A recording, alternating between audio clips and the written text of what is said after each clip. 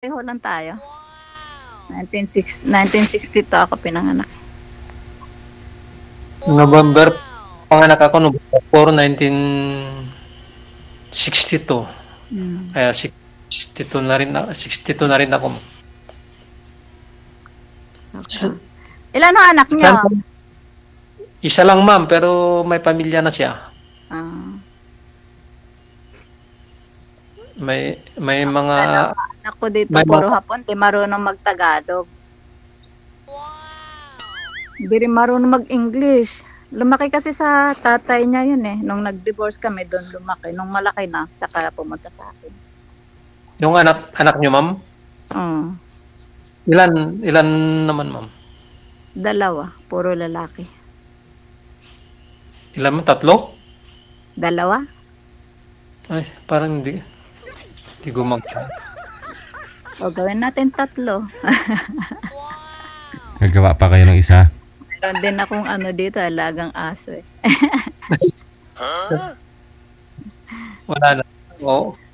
Nag-alaga ako ng aso kasi mag-isa lang ako dito. Nabili ko kasi ito, layo na kasi sa Kabias na nito eh. Parang probinsya na. Akala ko po andyan po mga anak mo, ma'am. Saan po kayo? Lang ito yung lupa. Ang laki kasi ng lupa. Kaya saan po kayo, ma'am? Na ako, farmers. Maynila? Saan po kayo dyan? Andito ako sa sir? Sa Japan, sa Gifu. Dati ako Nagoya. Ngayon, nasa Gifu na ako.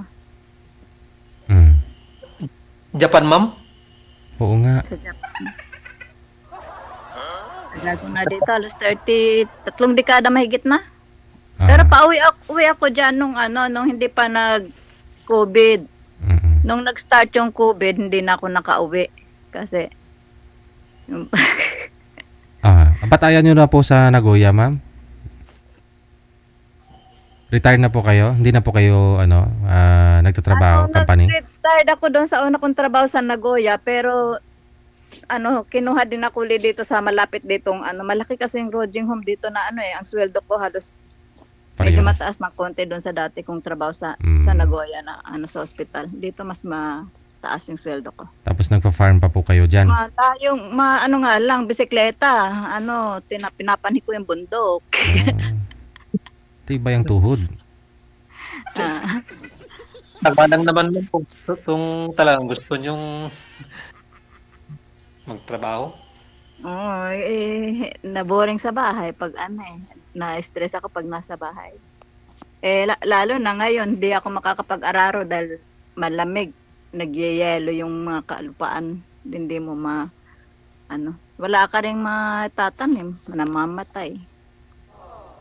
Kaya pag gantong panahon, nahantay namin yung tinanim namin yung sibuyas. Nung September, mga maani yan siya. Siguro, kaya lang medyo ng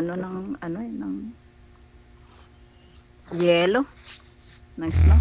Kaya po dyan, sir, huwag na yung pag-usapan yung buhay namin dito. Yung pag-usapan natin yung Oo, ma'am. Kaya sumali. Dito tayo kay Sir DJ. Kaya nakailang asawa na po kayo? Isa pa lang ma'am, pero nag-asawa na ng iba kasi, kaya matagal na.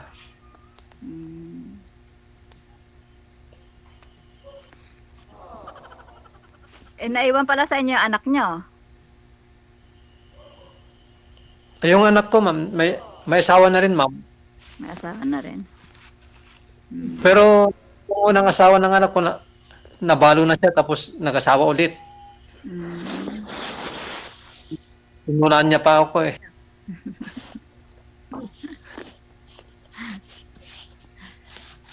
Gusto ko nga sana umuwi dyan eh. Medyo kapos pa ako ngayon. Marami pang bayaran. Hindi ko pa tapos bayaran itong bahay. Parang lang kasi iniisip ko, instead na nag-uupa ako, yung upa ko, parang magiging sarili ko na siya. Siguro mga 3 years, ang target ko 3 years, 4 years, babayaran ko na to. Para naman sa mga anak mo eh. Kaya, matagal na po kayong hiwalay sa Hapon, ma'am? 2000 pa ako Divorce. Mm-mm. Sir, Tapos nagkaroon pa ho kayo ulit ng ano, ng nakakasama, hindi na. ang boyfriend naman, taga-ibang lahi. Oo. Walang visa, parang target lang. Gusto lang magka-visa para makapasok dito, para mananatili dito. Parang, alam mo na, siyempre, tapos malalaman mo may asawa pala doon. Kesyo, pwedeng mag-asawa ng dalawa, parang ganun yun. Parang ginamit ka lang. Ay, ako kaya ng ganun. Siyempre, pag nagka-visa naman, hindi mo alam. Mamaya, hakutin dito yung asawa niya. Di-divorce ako sandali lang. Mm. Nakakatakot din kasi, Sir JJ, maghanap ng asawa dito. Mm. Kasi, ako, ewan ko kaya gusto ko yung, naghanap talaga ako, syempre naman. Mahirap Taga Pilipinas. Pero minsan kasi may mga taga Japan na rin na may asawang Hapon. Pag uwi dito sa Pilipinas, may Pinoy pa rin. Ang kasi problema kasi sa edad na ganito, Sir DJ, wala ka na makikitang matino, kumbaga, Mm. kasi kung ako, pag mabait yun, hindi ko bibitawan, di ba? Mm. Ganun talaga, hindi na bibitawan nila yun, syempre mabait yun wala nang, pre ba? Siguro, salbahe din ako, kaya ako binitawan. Sabagay ako, kasi yan, nangbubugbog kasi. Mm. Kaya dinivorce ko. Katakot-takot. Ako, kung ano yung kwento ko yung buhay ko dito na mahirap. Ano pag nag-isa ka. Pero nakasurvive ako 3 dekada, sir. Hello, ma'am. Sabi niyo, ma'am, taga Davao kayo? Tubo nyo? Pinanganak akong Davao. Tapos, Ang nanay ko, tsaka tatay ko, talaga pinanganak silang Masbate. Ngayon, nung nag-asawa na sila, ang panganay kong kapatid, pinanganak, tsaka yung pangalawa, lumipat sila sa 10 kami magkapatid. Tapos nung mga sumunod na, doon na pinanganak sa Davao. Tapos nung nasa Davao na namatay yung tatay ko, 6 years old pa lang ako kaya yung nanay ko umuwi Masbate, tapos lumipat kami ng Maynila. Kaya lahat ng mga kapatid ko nasa Maynila. sa Maynila sa Maynila ka lumaki, ma'am? Bali sa Maynila ako lumaki, lang ako ng 3 years pa. Malit pa ako, nakapag-aral lang ako doon sa Masbate ng grade 5, grade 6 yata. Mga ganun. Tagal-tagal. Nako, Diyos ko. Tapos doon na ako sa Maynila. Hanggang yon. Hanggang nakapasok ako dito. Dati kumakanta-kanta ako sa mga dyan, sa Caloocan, dyan sa Makati, sa mga Bar. sa bababa ng mga hotel ba, mga ganyan. Marunong pa. Ako singer dito, ayun. Hindi naman, ang pagpumasok ka naman dito as a singer, hindi naman talaga singer talaga. Kasi parang talent lang. Lang kayo, nagsiserve lang din kayo sa mga Yun po yung tinatawag. Yun po yung tawag yun po yung tawag nilang Japayuki, no? 2 beses sa loob ng isang gabi, kakanta ka 2 beses, 3, ganun. Hindi naman talaga yung parang singer ang entertainer, bali ang Anong oras na dyan sa Japan ngayon, Sa ma'am? oras na ang diferensya, sir? Ilan oras, ma'am? Isa lang. Lang, mauna dyan o dito sa Pilipinas? Na dito, na dito alas 11:11. Halos hating gabi na pala dyan. Hindi pa natulog. Hindi pa, ang duty ko bukas mga alas 11 pa, launa ng hapon, kaya alas 11 pa ako gigising bukas, kaya ganun. Maaga ako nauwi kanina kasi ang duty ko kanina alas 7 ng umaga hanggang alas 4 ng hapon. Pabago-bago kasi schedule ng ng duty ko, kaya rin yun. Ako rin kanina inabangan ko yung reply ni Sir DJ kasi nagsabi ako kaninang hapon. Kinakabakabahan nga ako. Yung unang sali ko rin, kabado din ako. Sabi ko, So, pwede ko bang kunin yung Facebook account mo mamaya, ma'am? pwede. Hindi naman. Naman. Yun din naman ang inaano ko dito eh. Ginagamit ko dito. Sa Messenger para masama. Dito. Ito ngayon. Yun ang Press ginagamit ko kasi pag sa video call eh. Ngayon ko lang nagamit itong Viber kasi nung napapanood ko itong kay Sir DJ dito sa Viber pala ang tawag ito? Retired na rin kayo, sir. Ma'am? Retired na rin kayo. Namingin ako sa usapan nila. Hindi, ma'am. Ma'am, nag-abroad din ako, ma'am, noon sa Saudi 4 years. Nawaan na ako. 2010 pumunta ako doon. Tapos umuwi ako ng 2015 kasi wala naman increase ang salary, masyadong mababa. Pagkatapos nung nandito na ako sa Pilipinas, nag-apply ako na driver din, pero reliever lang sa may windmill dito sa amin. Pwede na yan. Lahat ng trabaho, kailan tiyagaan lang. Ako nga Opo. dito grabe. Ngayon, ma'am, ngayon namamasada na nala ako ng tricycle para kahit anong oras ang alis ko, kaya uwi ko, okay lang. Ngayon po, ma'am, wala po kayong balak mag-for good dito sa Pilipinas? May mga binibili na akong mga bahay, yung mga kondo ba sa ngayon kasi pag natapos ko parang pinapaupahan ko sa yung isa pinupahan ng German yung nakaupa yan. Uwi po kayo ng Pilipinas, may balak po kayo mag-for Plano good. ko, syempre pag mag-asawa na yung mga anak ko, yung panganay ko may asawa na, may anak na. Syempre tapos, 'di ba, mag-isa lang ako dito sa bahay nga. Syempre binili ko lang naman dito kasi para sa kanila lang din eh. Tapos, yun nga, sabi nila, ayaw nila nga akong umuwi doon sa Pinas. Kaso, syempre, hindi mo naman masasabi. Alam mo naman, iba kasi ang ugali ng mga anak ko, may nahawa din sa ugali natin kasi medyo naano ko rin. Kasi malalamig ang mga kanya-kanya kasi sila. Kahit magkapatid, dito.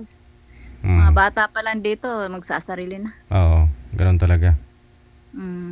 Sasarili na yan sila. Siyempre, pag yung may mga priority na nila yung mga pamilya nila. Siyempre, alangan naman, natural, alangan mo. Wala na. Kung maalala ka na lang, thank you. So, sarili mo na lang din iniisip mo ngayon. Invest po kayo na bumili kayo ng property dito sa Pilipinas. So, anong plano po ninyo pag dito ka na, doon ka natitira? Isama mo si Sir sa kundo. Diyan na ako titira, sir. Tapos medyo pag yung monthly ko na sa gobyerno. Kukunin ko na lang. Hindi ko pa kinukuha ngayon kasi pinapalaki ko pa kasi dito hanggang as long na pwede ka pa magtrabaho, pwede mo pa siyang 75 pwede pa siya palaki ng palaki kasi pag Kaya lang kinatatakutan ko, Sir DJ, yung kakilala ko nung nag-60 siya.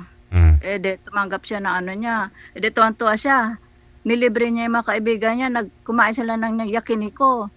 Nabulunan. Unang sahod niya ng Pensyon. Nabulunan. Patay. Wala na. Kaya pag makuha mo yung pensyon mo, ma'am, huwag ka muna kumain kahit ano. Totoo yan. Hindi ako nagbibiro. Pagkakain naman.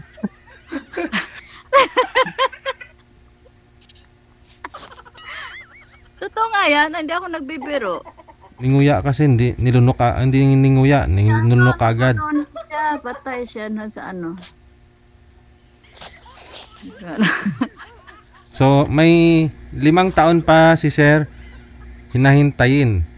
Ilang years pa bago matapos po yung bahay mo dyan para sa mga anak mo? 4 years.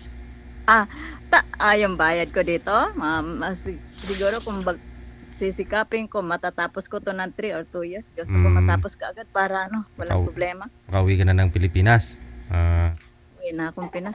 Dapat kasi kung hindi ko nabili to, uwi na sana talaga ako ng Pinas kasi dyan ako sana, mamundok na ako dyan.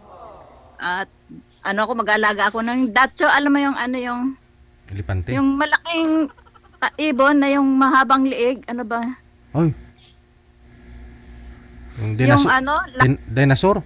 ang laki-laki ng nun, itlog. Dinosaur nga po, ma'am. Hindi yung dinosaur, sir. Yung Nandito sa pumapatong sa sa kalabaw. Hindi, yung sinasakyan pa nga ng yan eh.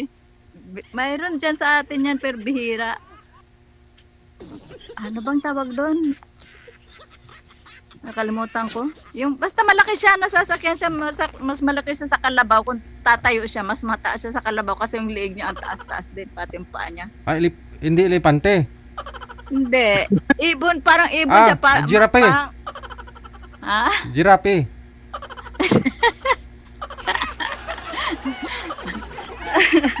Kalimutan ko lang pangalan nun. Yung talaga plano ko dyan eh. Hayop ba yun, ma'am? Hayop? Tapos mag-ano ko ng ang karne Ibon. nun eh, para maiba naman. Kasi puro baka dyan sa masbat, puro bakahan dyan eh. Oo. Laki ng karne nun, tsaka yung itlog nun. Tsaka mahal yun pag pumunta ka sa mga sa mga zoo, di ba? Yung yung ostrich na yan, yung ibig mo sabihin. Oo, yes. Oo. Pero hindi ka basta-basta makapag-alaga nun dapat malapad yung farm mo. Oo. Dapat malapad yung paa mo. Tapos nanunuka pa yon. Pag Oo. tinuka ka nun sa ulo ko, Oo, nanghabol yun. helmet ka. Kailangan talaga, wala kang arthritis nun para di ka mahabol. Balik na. Ito pala po kung tumutok ng tao. Mahirap pala. Para ang hina ng ng boses na naririnig ko. Sagad niyo po yung volume, ma'am, para marinig po ninyo. I-full volume ko? Kaya- Naka-full volume. Kaya mas maganda po pala plano mo, no? At least pag naka-stable na po yung mga anak mo dyan, na bigyan mo na rin sila ng ng bahay. Pag may time ka, bakasyon ka na lang dyan. Tapos kung dito ka sa Pilipinas, magkasama kayo ni Sir sa farm mo. Yun naman talaga dapat Travel na lang, di ba? Companion ka, andyan na si Sir. Yung naiiba, hindi ayoko na yung pare-pareho kasi syempre hindi ka na rin kikita pag pare-pareho na yung gawa. Katulad dito, sir, ang ginagawa ko dito, nagtanim ako na kamuting kahoy. Kamuting kahoy? Opo. Yun yung ginagawa, yung ginagawang tapioca, yung yung pearl na, yung sago. Sago. Yun yung ginagawang sago. Tapos, nagtanim ako dito, ang dami sa likod. First time nila makakita, mga kapitbahay ko. Pinagkakaguluhan ako dito, sir. Wala, viral ngayon yung kamuting kahoy mo. Yung kamuting kahoy ko. Tapos nagluto ako ng kasaba cake. Pinatikim ko silang lahat, pati pasyente. Yun. Pinatikim ko pati yung pasyente. Ayun. Alam mo, ang lamig kasi dito kaya dito kaya ito nagingay siya. Mamamatay na daw siya eh. Sino? Malamig dito kaya nag-heater ako eh. Malamig dyan ngayon, ma'am? Ang ginaw. Sige po ako, di ba umuulan na nga ng yelo dito. Mahirap yan, lalo pag nag-iisa kayo. Malamig. Kahit nga dito sa amin, ma'am, medyo malamig ngayon.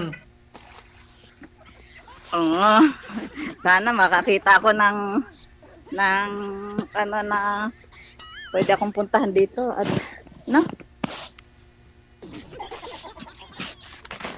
yung kaya kong puntahan dito, sir.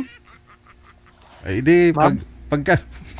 Sir, isagad niyo pa yung volume niyo po ng cellphone, sir, para marinig po ninyo. Wala pa kayong headset? Pwede, ma'am, kung pwedeng mag-tour dyan. Pwede Kaya pag dito na si ma'am sa Pilipinas, pag kayo ng dalawa, bakasyon na lang po kayo dyan, doon sa sa Japan, doon sa mga anak niya.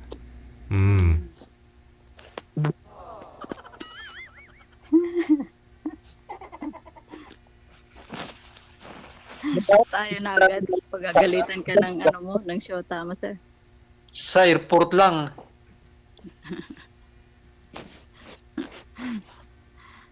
Sa airport lang. Opo, ma'am, kasi nung galing ako sa Saipan, yung unang abroad ko, yung Northwest Airline, diyan ang punta niya muna bago Pilipinas. Mm. Northwest. Dito dumadaan talaga sa ano. Kahit nung araw, unang ano ko dito, ngayon may mga diretso na, may ano na nga, Cebu Pacific, mula Nagoya hanggang dyan, dire-diretso. Mayroon pa nga, Davao, Cebu. May mga direct na ngayon eh.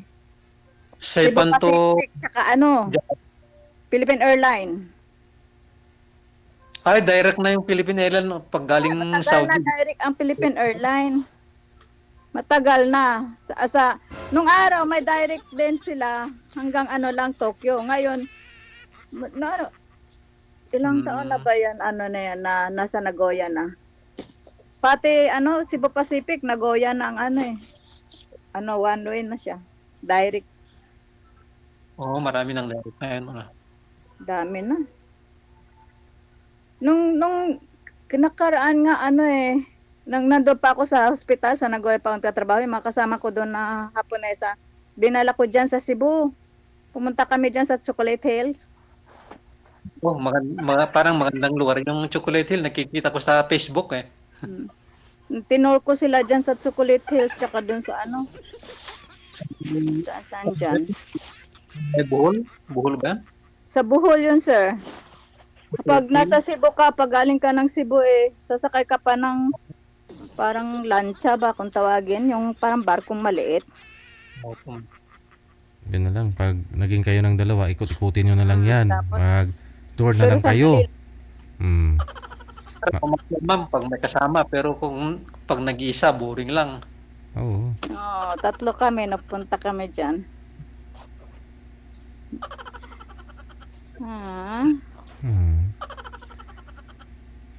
Sana. Kaya sir, anong plano nyo sa buhay? Pag may hanap ako ng makakasama ko habang buhay, ma'am. Kaya sumasali ako kay Sir Didi para baka Para makahanap nakita na. ko kayo kasi may kausap kayo dati. Sino ba yun? Kausap nyo? Sumali nga kayo nun. Opo ma'am, sumali na ako. Pangatlo na ngayon. Kaso pagkatapos ng live namin, wala na, hindi ko na sila nakausap. Bakit? Hindi naman nag-reply ma'am sa chat ko dito sa may Viber. Yung isa sa Hong Kong, yung pangalawa na sa Hong Kong. Di na siya nag-reply, siguro ayaw niya ako siguro Baka nag-busy. Baka Kahit busy lang. Kung minsan din kasi, timingan lang din eh. Oo ma'am, hindi ko naman nakuha ang Facebook account niya para kahit sa Messenger sana mag-chat. Kahit sinabi na ayaw niya ako, o kahit sabihin mag-friend lang. Okay?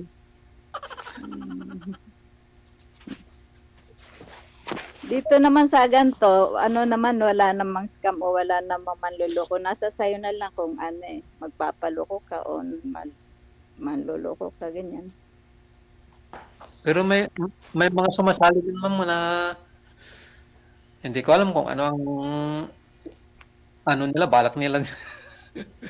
Baka naghahanap lang din talaga ng yung makakatuwang o yung compatible ba. Kasi may mga bagay kasi na sa tingin mo pala, unang tingin mo ang impact na yung ito na parang ganun. Kaya syempre, hinahanap, mahirap din kasi hanapin, di ba?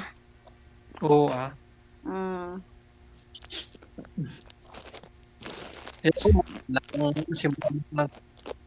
Iwalay na kami sa asawa ko.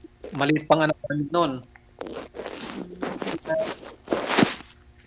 Nagkaroon din ako ng girlfriend. May nakasama na rin ako sa Saipan noon. 2 years lang. 2 years kami nagkasama. Baka kaya kayo naghiwalay kasi may kinakasama ka. Wala naman. Sa ngayon, ma'am, Wala man, matagal na. Mm. Matagal na. Hindi lang, may 10 years na yata, ma'am. Mm. Sinong umuwi ako dito 2007, tapos 2010 nag-apply ako ulit papuntang Saudi. Yun, nakapunta rin ako ng Saudi 4 years. 4 years ako doon. Tapos umuwi na ako dito sa Pilipinas, hindi na nag-abroad. Saka. Basta connected na po kayo. Kayo na po bahala sa mga sarili ninyo. Sa tamang edad na po kayo. Matatanda na kayo. Bahala na kayo sa sarili nyo. Maraming salamat. Good luck. Tuloy-tuloy po yung Salamat, pag-usap sir. nyo. Bye. Tingin ko naman magkakaunawaan silang dalawa, no? Magkakaintindihan.